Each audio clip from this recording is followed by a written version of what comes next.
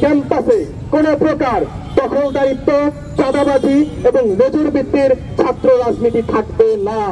আমরা রক্ত দিতে যখন শিখে গেছি, আপনারা ভাববেন না যে আমরা রক্ত দেওয়া বন্ধ করে দিয়েছি। প্রয়োজনে আবার রক্ত দেব, তবে এদেশের বিশ্ববিদ্যালয়গুলো থেকে দখলদারদের, ফ্যাসিবাদের দোষকদের হটিয়ে একটি সুস্থ রাজনৈতিক ধারা আমরা গড়ে তুলব ইনশাআল্লাহ। কোন রাজনৈতিক দলের ছাত্র সংগঠন সেই ছাত্রলীগ স্টাইলে ফ্যাসিবাদী ব্যবস্থা কায়েমের জন্য আবারও ঢাকা বিশ্ববিদ্যালয়ের হলগুলো দখল করে নিয়ে লেজুর ভিত্তির রাজনীতি প্রতিষ্ঠা করতে চায়, ঢাকা বিশ্ববিদ্যালয়ের শিক্ষার্থীরা কিন্তু সেটিকে লাল কার্ড প্রদর্শন করবে। ঢাকা বিশ্ববিদ্যালয়ের শিক্ষার্থীরা আর কোনো দখলদারিত্ব দেখতে চায় না, আর কোনো লেজুর ভিত্তির রাজনীতি চায় না। তারা চায় তারা স্বাধীনভাবে পড়াশোনা করবে, তারা স্বাধীনভাবে মত প্রকাশ করবে, তারা স্বাধীনভাবে তাদের মুক্ত চিন্তায় ঘুরে বেড়াবে। তারা চায় না কোন ছাত্র সংগঠন যাতে হলগুলো দখল করে তাদের এই চিন্তার স্বাধীনতা কেড়ে নেয়। তারা চায় স্বাধীনভাবে চিন্তা করতে, তারা চায় নতুন রাজনৈতিক বন্দোবস্ত নির্মাণ করতে।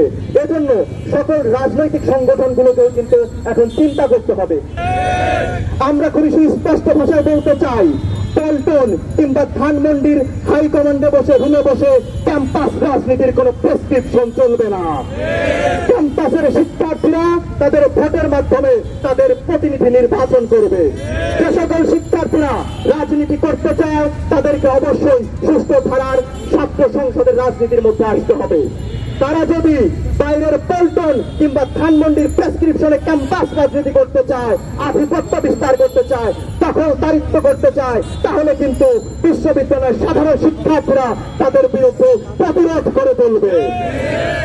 এই ঢাকা বিশ্ববিদ্যালয়ে ছাত্রলীগের মতো সন্ত্রাসী সংগঠনকে রুম থেকে আমরা বের করে দিয়েছি, তাদের বিরুদ্ধে প্রতিরোধ করে তুলেছি, দেশরুমের কবর রচনা করেছি।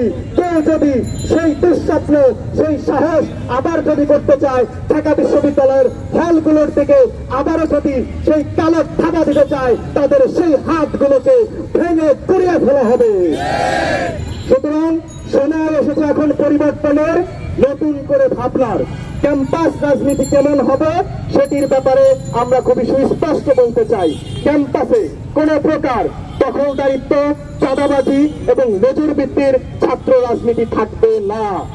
ক্যাম্পাস চলবে শিক্ষার্থীদের ভোটের মাধ্যমে নির্বাচিত প্রতিনিধিরা ছাত্র সংসদের মাধ্যমে যে একটি সুষ্ঠু ধারার রাজনীতি, সকলের মত প্রকাশের স্বাধীনতার যে রাজনীতি, সেই রাজনীতি এখন ঢাকা বিশ্ববিদ্যালয়ের শিক্ষার্থীরা দেখতে চায়।